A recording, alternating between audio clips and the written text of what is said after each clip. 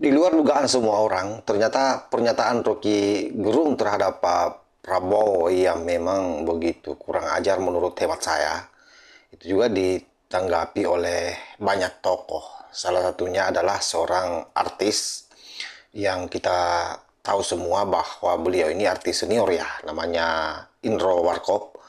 Lalu seorang politisi yang hari ini juga menjabat sebagai salah seorang wakil menteri, yaitu Pak Fahri Hamzah, terkait dengan pernyataan Rocky Gerung tersebut terhadap Pak Prabowo. Nah, ini menandakan bahwa apa yang dilakukan oleh Rocky Gerung memang ini bukanlah hal yang pantas untuk ditiru ya, bahwa betul kita ada di era demokrasi, tapi bagaimana orang berdemokrasi itu saya kira ada nilai-nilai etis di dalamnya yang harus kita patuhi.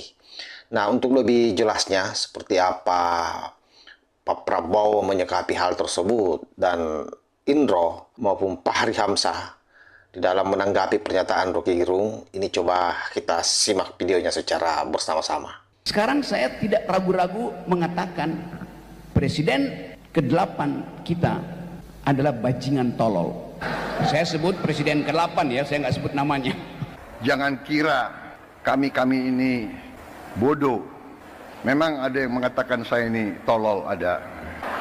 Nggak apa-apa. Ada yang mengatakan saya bajingan yang tolol, ya kan? Tapi saya nggak sebut namanya, kalian sudah tahu loh. Gitu. Saya sebut Presiden ke-8 ya, saya nggak sebut namanya. Dan itu baru terjadi sekarang loh. Sekarang ya, betapa Rocky Gerung itu siapa? Tapi dia bisa ngomong seenak jidat. Zaman Pak Harto, 2 hari dia ngomong. 2 hari saya berani taruhan kuping saya hilang.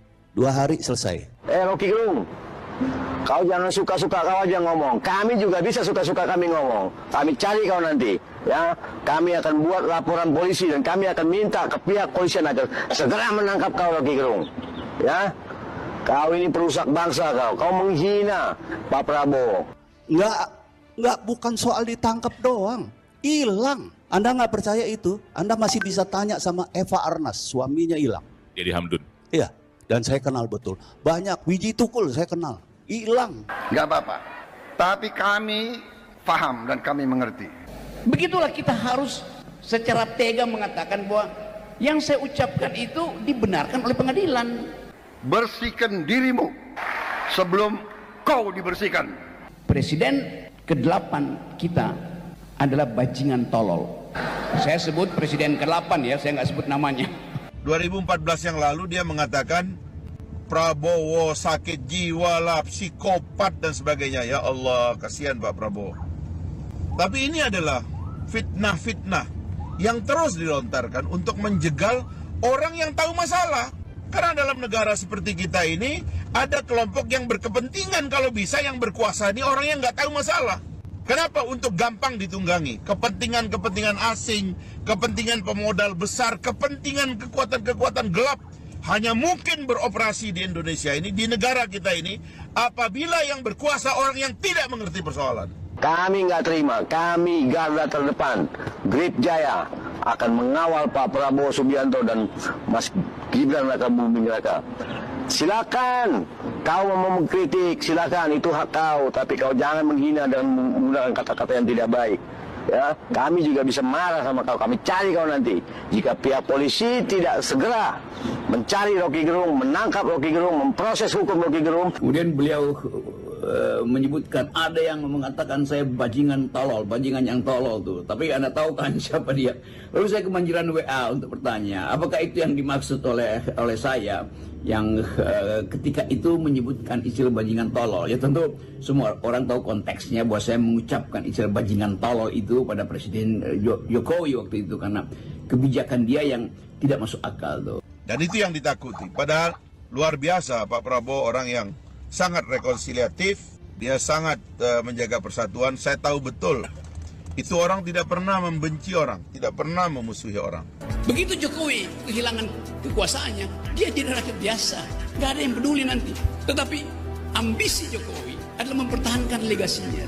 Dia memikirkan nasibnya sendiri, dia nggak pikirin nasib kita. Itu bajingan yang tolol. Tapi bajingan tolol itu sekaligus bajingan yang pengecut. Ajaib, bajingan tapi pengecut. seorang intelektual, seorang akademisi, walaupun punya pandangan yang dia yakini, tapi tidak boleh pakai kata-kata yang seperti itu menurut saya. Dan saya kira beliau sendiri sudah sadar ya, dan beliau sudah minta maaf. Tapi saya katakan tidak benar itu. Saya masuk kabinet, saya lihat Pak Jokowi dari dekat, saya menterinya beliau, saya melihat keputusan-keputusan beliau, saya lihat pengarahan-pengarahan beliau, semuanya untuk kepentingan bangsa dan rakyat. Lalu orang bertanya, apa Pak Rocky nggak berani kritik Pak Prabowo?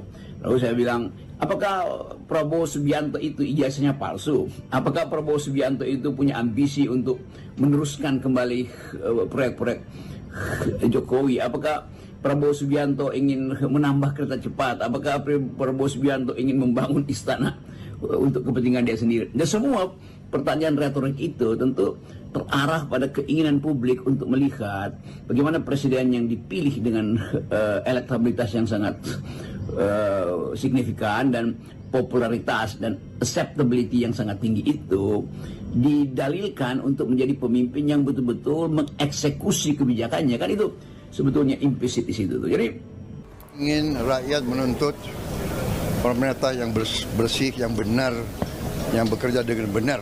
Jadi saya ingin tegakkan itu. Kepentingan hanya untuk bangsa, rakyat, tidak ada kepentingan lain. Yang tidak mau bekerja benar-benar untuk rakyat, ya saya akan singkirkan. Ya, mau lebih jelas lagi? kepentingan rakyat itu berbeda dengan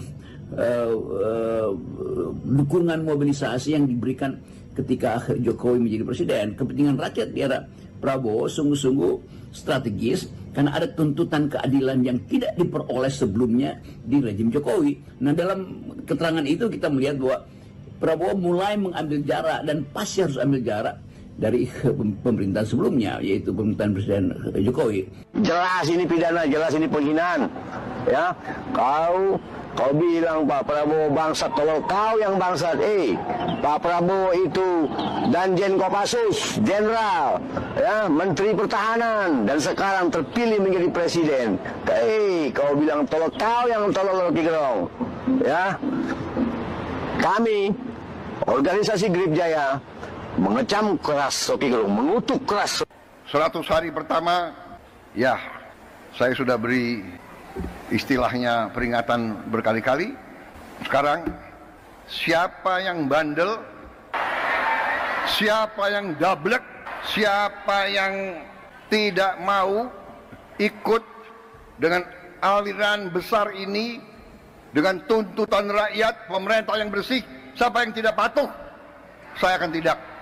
Tapi saya percaya bahwa masalah memang harus dihadirkan supaya ada sesuatu yang dipertengkarkan. Memang tugas universitas adalah membuat masalah, bukan menyelesaikan masalah. Tugas pemerintah menyelesaikan masalah, tugas universitas membuat masalah. Kita tuh sebetulnya ngeritik aja enggak loh. Kita menyindir. Dan itu hak kami sebagai masyarakat, sebagai people, sebagai apa? Sebagai rakyat, itu hak kita untuk melakukan kontrol sosial. Dan itu baru terjadi sekarang loh. Sekarang ya, betapa Rocky Gerung itu siapa? Tapi dia bisa ngomong seenak jidat. Gitu kan. Di zaman Pak Harto, 2 hari dia ngomong. 2 hari saya berani taruhan kuping saya hilang. 2 hari selesai. Enggak bukan soal ditangkap doang. Hilang. Anda nggak percaya itu? Anda masih bisa tanya sama Eva Arnas, suaminya hilang. Jadi Hamdun. Iya, dan saya kenal betul. Banyak, Wiji Tukul saya kenal. Hilang. Dari dulu saya diejek, dari dulu saya difitnah. Sekarang pun mereka tidak percaya. Apa iya kemiskinan bisa dikurangi? Saya mau bikin program memberi makan untuk semua anak Indonesia pun diejek. Pun ada yang tidak setuju. Sampai sekarang ada profesor-profesor yang pinter-pinter kok nggak setuju. Heran saya. Profesor pinter atau bodoh? Saya nggak tahu itu. Apalagi makan siang gratis. Di mana? Di jalan-jalan. Antrian pasti panjang. Dan itu menghina orang itu. Yang diperlukan adalah pendidikan gratis. Supaya IQ bertambah. Yang diperlukan adalah kesehatan gratis. Jangan pakai BPJS yang masih ada sifat asuransi di situ. Itu semuanya tugas negara. Dengan cara itu orang dihargai. Human dignity-nya, harkatnya. Kasih dia pekerjaan supaya dia bangga bahwa dia bekerja, bukan begini pada pemerintah. Saya masih mendengar beberapa tokoh meragukan kemampuan kita untuk laksanakan itu. Saya tidak katakan bahwa ini bisa selesai dalam 1 minggu, 2 minggu, atau 3 bulan. Tidak ada di antara kita yang punya tongkat Nabi Sulaiman. Tapi kita bisa berhitung, kita bisa mengelola, kita bisa alokasi dana, kita bisa kerahkan sumber daya. Dan kita akan mencapai target yang kita tentukan. Saya hakul yakin, saya pertaruhkan kepemimpinan saya. Bagi saya, makan bergizi untuk anak-anak dan ibu hamil ini adalah strategik. Yang tidak mendukung hal ini, silahkan keluar dari pemerintah yang saya pimpin. Semakin orang dikasih gratis, semakin mentalnya jatuh. Yang ada harga diri. Tetapi Jokowi ingin memelihara itu. Berapa IQ nasional kita sekarang? 78,5. Rata-rata normal IQ orang itu 90-100. Kita di bawah normal. Ada budaya di bangsa Indonesia ini saya perhatikan, tapi kadang-kadang segelintir orang-orang yang menganggap dirinya pintar selalu meragukan kemampuan bangsa Indonesia. Rasa rendah diri, punya gelar profesor, sekolah di mana-mana yang terkenal, tapi mentalnya masih mental rendah diri. Apa yang dilakukan bangsa sendiri selalu jelek. Belum kita bekerja sudah mulai nyinyir. Jadi konsistensi itu yang tidak ada tuh. Nah, itu kita mulai melihat bahwa kabinet ini dari merah putih mulai jadi merah pucat. Itu dasarnya. Nah, saya balik pada soal kita. Kita mulai melihat bahwa kalau kita perhatikan dalam 1 minggu ini, yang diberikan pada Prabowo itu sangat lebar besar. Artinya ada harapan dari rakyat. Bahkan Prabowo terbawa di dalam semacam megalomania bahwa dia akan berpihak pada rakyat. Dan mungkin juga Pak Prabowo merasa bahwa dia harus jadi sosialis pertama di Asia itu. Karena itu gabung dengan BRICS. Kalau kita terbuka lah. Memang ada gaya-gaya komunikasi dari Pak Prabowo kadang-kadang yang tidak bisa dimengerti oleh orang tertentu. Terlalu to the point, terlalu terbuka, apa adanya. Kalau bicara suka tidak tedeng aling-aling. Tapi orang nggak tahu dia hatinya bersih. Dia memaafkan orang. Nggak pernah punya agenda tertentu untuk menghancurkan orang-orang tertentu. Dia terima orang. Tapi soal gaya itu kan soal kultur. Dia ibunya orang Manado, bapaknya orang Jawa Tengah. Dia tentara, dia komandan pasukan elit yang paling menonjol pada waktu itu, pada saat dia pimpin. Dia membangun pasukan elit ini sehingga punya wibawa di seluruh dunia. Sukses dia. Kalau ada yang bilang dia nggak punya sukses, dia membangun pasukan elit kok. Kemarin kita tepuk tangan SEA Games, cabang olahraga yang paling tinggi dan menyebabkan Indonesia jadi juara itu ya karena pencaksilatnya. Pencaksilat itu beliau yang bina. Kok masih bisa orang nggak punya prestasi, dia bilang. Gimana kok? Orang jelas kok. Bikin partai dalam demokrasi dia ikut. Dia bukan kayak jenderal-jenderal yang mendompleng kekuasaan dari belakang, tidak berani bikin partai atau gagal bikin partai lalu mendompleng dari belakang. Tapi dia gentleman, dia bikin partai. Alhamdulillah partainya dipilih rakyat, dia berkuasa. Dia jadi sosialis pertama di Asia, karena itu makan siang harus ada di situ. Tapi tiba-tiba kepentingan rakyat itu dibatalkan oleh ide beliau lagi yang saya dengar di Twitter lewat Raja Antoni bahwa IKN itu akan diteruskan. Ya orang yang belajar ekonomi tahu bahwa nggak di mana argumen kelayakan dari segi anggaran. Ambisi itu pasti dibatalkan oleh APBN. Nah, kita mulai berpikir bahwa yang tadi disinyalir oleh Pak Tata itu, mulai ada blocking di dalam kabinet ini yang diarahkan secara sangat sublim oleh presiden sebelumnya. Kan mulai terbaca di situ bahwa ini kabinet yang sebetulnya diasuh secara remote control oleh Presiden Jokowi. Orang bertanya kan dia udah lengser. Oh iya, tapi aparatnya masih ada di situ tuh. Dan kemampuan Jokowi untuk menagih tukar tambah masih ada di situ tuh. Kalau ada yang nggak mau move on, ya udahlah. Kita tidak mau terpancing. Kita juga bukan anak kecil. Jangan pakai alat-alat yang dulu-dulu, cara-cara yang dulu-dulu, adu domba, ngintel-ngintelin orang. Ngintel untuk rakyat, untuk bangsa, jangan ngintelin lawan politik. Nggak enak itu. Sudah stop, jangan terlalu maju lagi itu. Persaingan antara Jokowi dan Prabowo, saling taruh orang di situ. Kan itu intinya kan. Jadi Jokowi menyusupkan orangnya, Prabowo menyusupkan orangnya. Siapa yang disusupkan nih? Ya itu yang diganti-ganti itulah. Oke. Jadi itu sebetulnya penanda bahwa dua-duanya cemas. Jokowi cemas, dia tidak punya orang ketika lengser. Prabowo cemas, kalau tidak dipasang sekarang, nanti orang Jokowi yang berkuasa. Jadi kita mesti pindah cara melihatnya tuh. Bukan konflik lagi antara Jokowi dan Megawati yang memang Sudah terjadi. Jadi konflik baru, konflik psikologi antara Prabowo dan Jokowi. That's all.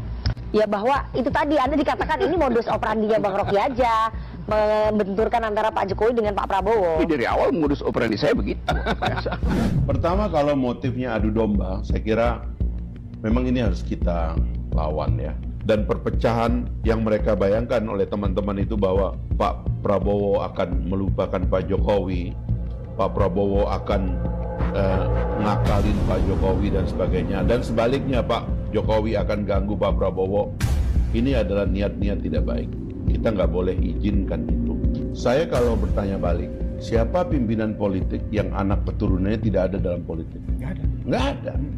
Loh kenapa begitu giliran Pak Jokowi kita ribut semua? Pantas saja kalau Pak Prabowo sangat murka ya dengan apa yang disampaikan oleh Rocky Gerung, karena selain ini tidak mendidik sama sekali anak bangsa, justru kemudian membuat anak-anak kita ke depannya semakin tidak mengerti bagaimana caranya mengkritisi dengan baik. Jadi niat yang baik itu saya kira tidak cukup, harus dibarengi dengan etika dan adab dalam merealisasikannya. Dan hal tersebut dilabrak oleh Rocky Gerung. Video ini adalah merupakan salah satu contoh buruk yang tidak layak ditiru ya, bahwa siapapun di negeri ini berhak mengkritisi pemerintah, tetapi kritikannya itu mesti ada norma-norma yang harus menjadi koridor kita, dan jangan sampai kemudian itu membuat kita ini kehilangan jati diri sebagai orang Indonesia yang memiliki nilai-nilai luhur, yaitu Pancasila. Saya kira demikian. Wallahul muwaffiq ila aqwamit thariq. Wassalamualaikum warahmatullahi wabarakatuh.